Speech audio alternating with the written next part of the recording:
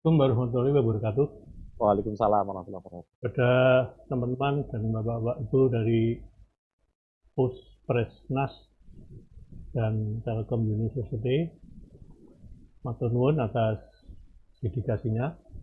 Pada teman-teman pembina kemahasiswaan dan adik-adik mahasiswa seluruh Indonesia. Baik, kami akan menyampaikan tentang lomba pemrograman. Dari 11 kategori lomba, 2 lomba itu kompetisinya adalah bersifat dalam tanda kutip ya pertandingan begitu. Jadi lomba ini menguji kemampuan dan nalar peserta dalam menyelesaikan program komputer untuk memecahkan permasalahan yang diberikan. Kriteria yang penilaiannya adalah mencakup kecepatan penulisan program, efisiensi terkait dengan permasalahan yang diberikan.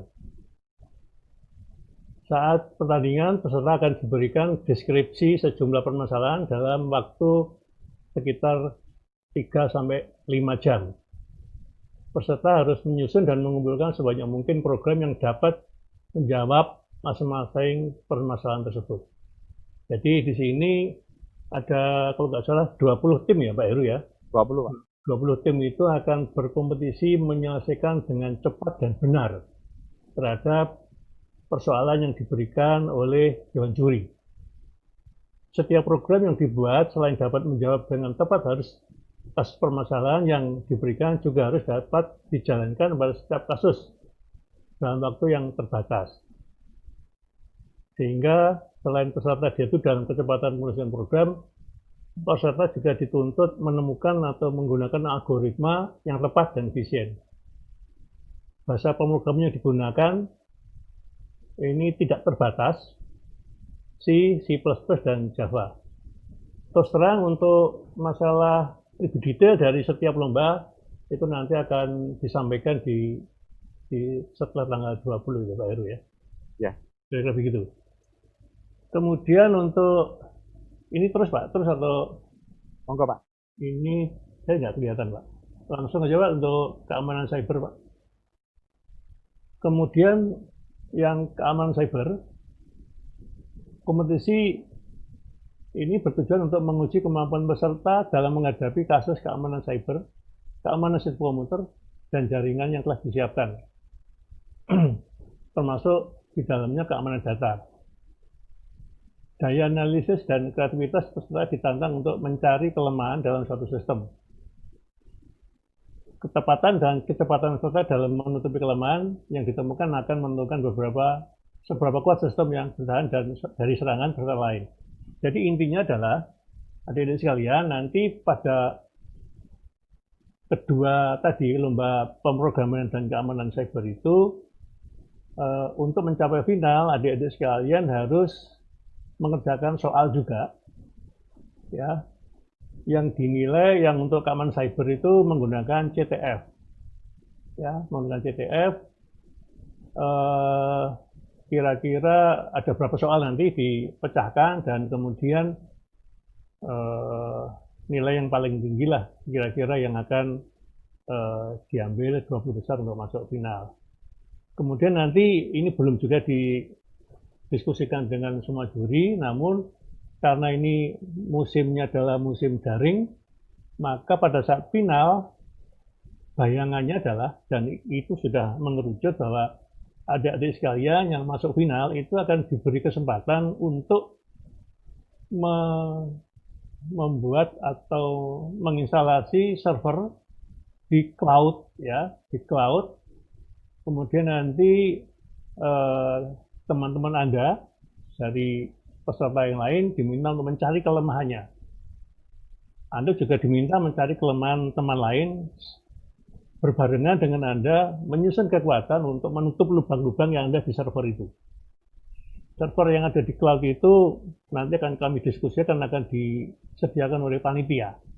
Ya, panitia. Jadi nanti panitia akan sibuk untuk membuatkan bagaimana standar dari server di cloud itu. Kira-kira seperti itu. Jadi ini betul-betul real Jadi mohon mulai sekarang diasah kemampuan adik-adik sekalian. Kemudian lomba yang ketiga itu adalah penambangan data, atau di dalam kata lain adalah data mining.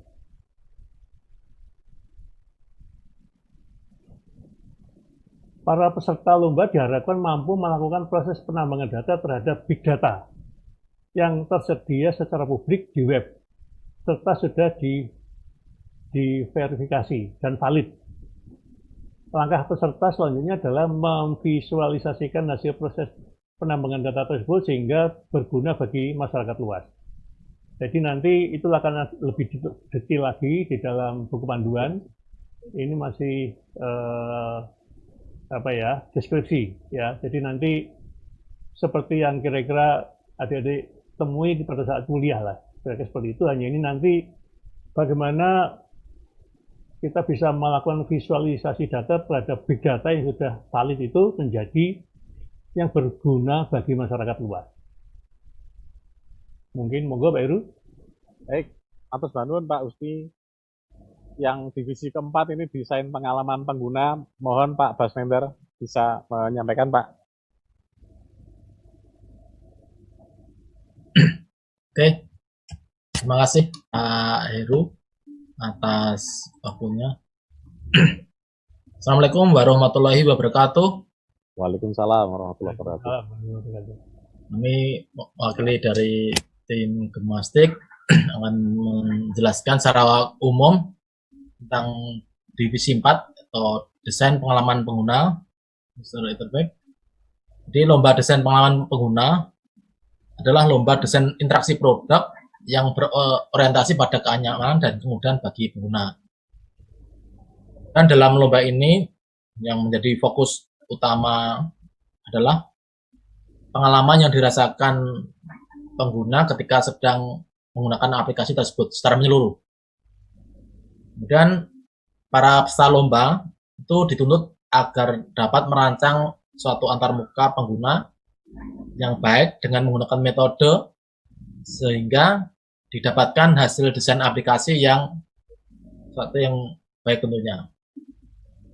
Next Pak Heru. Dan divisi 5 animasi. Di sini secara umum saya gambarkan adalah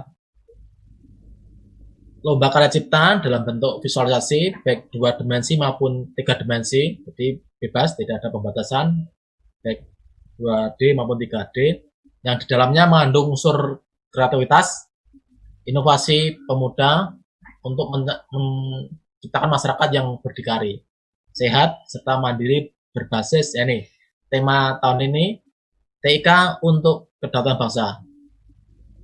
Kemudian karya berbentuk film pendek dari bentuk digital animasi. Dan secara spesifik lebih rinci sebagai berikut. 1. Film animasi dibuat dengan karya gambar visual bebas. Boleh realisasi, kartun, kombinasi, atau mungkin statement dan sebagainya, bebas, jadi tidak ada batasan. Kemudian film animasi harus menggunakan bantuan komputer, walaupun dalam proses awalnya diperbolehkan manual. Tapi untuk tahap berikutnya, untuk in between, kemudian menggerakkan, dan sebagainya itu harus menggunakan bantuan komputer. Nah, yang ketiga, unsur-unsur utama yang harus ada dalam film animasi itu antara lain harus cerita, karakter, tokoh, environment, dan properti, musik dan suara. Itu yang wajib ada di karya animasi yang dilombakan di Gemastik ini. Kemudian musik dan suara harus mengandung konteks atau ciri khas atau identitas keindonesiaan. Mungkin musik-musik tradisi itu lebih diprioritaskan. Kemudian musik dan suara itu harus original atau karya sendiri. Jadi tidak mengambil klip atau plugin yang sudah ada. Jadi semuanya original. Kemudian yang keenam, wujud karakter tokoh itu bersifat bebas. Boleh manusia, boleh hewan, boleh mesin, robot, atau kombinasinya. Jadi setengah manusia, setengah hewan, bebas. Jadi tidak melulu harus bentuknya apa ya, tokoh-tokoh yang realis. Kemudian setting, cerita atau environment dan properti bersifat nasional. Oke, Pak Heru, next. Go. Oke. Saya sampaikan kota cerdas. Jadi smart city atau kota cerdas ini adalah suatu konsep mengenai pemanfaatan data untuk mengelola kota atau untuk melayani masyarakat. Jadi inovasi kota cerdas dirancang untuk melayani dan membantu berbagai kegiatan masyarakat, terutama dalam mengelola sumber daya secara efisien dan memberikan kemudahan akses informasi kepada masyarakat hingga untuk mengantisipasi kejadian yang tak terduga, misalnya bencana juga.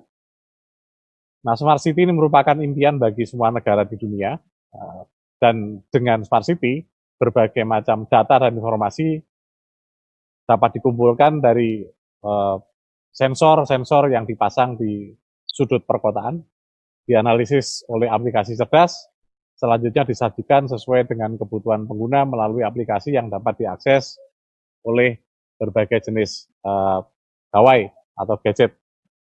Nah, melalui gadget tersebut, secara interaktif, pengguna juga dapat menjadi sumber data. Mereka mengirimkan informasi ke pusat data untuk dikonsumsi bagi pengguna lain, ya, outsourcing, ya. Nah, kemudian karya tulis ilmiah, Pak Basnendar, monggo. Terima kasih. Divisi yang ke-7, karya tulis ilmiah atau TK. Jadi lomba karya tulis ilmiah mendorong peserta untuk menumbuh kembangkan sebuah karya tulis mahasiswa dalam bentuk penuangan gagasan atau ide kreatif yang bersifat visioner dan implementatif untuk mencari solusi atas permasalahan bangsa yang siap terbit dengan itu kaidah penulisan ilmiah. Kemudian pada Gemastik ke-12 ini, para peserta diharapkan mengikuti cabang lomba ini mampu berinovasi dan menyajikan karya tulis ilmiah yang memberikan solusi dari segi TIK untuk kedaulatan bangsa. Ini secara umum divisi 7, Pak. Monggo next. Ini lomba ini berfungsi untuk menguji kemampuan peserta dalam mengembangkan ide kreatif untuk memberikan solusi penyelesaian masalah di Indonesia dalam bentuk perangkat lunak yang berkualitas tinggi. Dan fokus dalam lomba ini adalah aspek inovasi yang kreatif dan pemanfaatan TIK untuk mencerdaskan masyarakat Indonesia sehingga perangkat yang dihasilkan nantinya dalam lomba ini mampu memberikan dampak untuk kemandirian dan kecerdasan masyarakat luas. Dan selanjutnya, dampak ini harus dibuat bukan hanya dalam bentuk argumentasi, namun juga harus didukung dengan data. Dan terakhir, produk perangkat lunak yang dihasilkan harus bisa dioperasikan, sehingga dampak tersebut dapat terukur. Dan penggunaan platform, produk perangkat lunak tidak dibatasi, alias bebas. Next, Pak. Baik. Monggo. Mengenai piranti cerdas. Terima kasih, Pak Bas. Ya. Piranti cerdas, sistem benam, dan IoT. Jadi sistem benam ini embedded system. Jadi kriterianya berarti ada 3 itu, ya. Jadi ada smart device yang dipakai. Jadi ini pengembangan sistem. Jadi ada smart device yang digunakan. Jadi tingkat kecerdasannya dapat dicapai dengan memanfaatkan kecerdasan buatan, ya, AI, sesuai dengan kebutuhan. Nah, kemudian juga menggunakan embedded system. Ya, jadi ini sebuah piranti keras atau hardware yang bekerja berdasarkan perintah dari piranti lunak dan didesain dengan tujuan dan fungsi spesifik. Nah, dengan menggabungkan konsep piranti cerdas dan sistem benam, maka diharapkan dapat tercipta suatu sistem kompleks dengan kualitas yang baik, dilengkapi dengan antarmuka yang baik, dan penggunaan sensor sebagai input dari keadaan lingkungan, piranti cerdas dapat bekerja secara efisien dan memberikan manfaat yang besar bagi lingkungan dan masyarakat.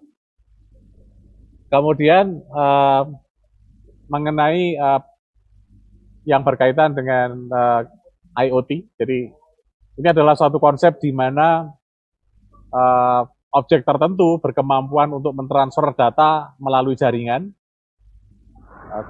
TIK ya, tanpa memerlukan adanya interaksi dari manusia ke manusia atau dari manusia ke perangkat komputer. Jadi, tujuannya adalah untuk memperluas manfaat dari konektivitas internet yang tersambung secara terus-menerus sehingga memiliki kemampuan untuk berbagi data, kendali jarak jauh dan sebagainya, termasuk juga pada benda di dunia nyata. Nah, ini diharapkan karya pada divisi ini itu memiliki elemen yang lengkap. Jadi pada penggunaan smart device, kemudian implementasinya menggunakan sistem benam dan juga memanfaatkan IoT. Nah, kemudian aplikasi permainan Pak Bas. Monggo Pak Bas.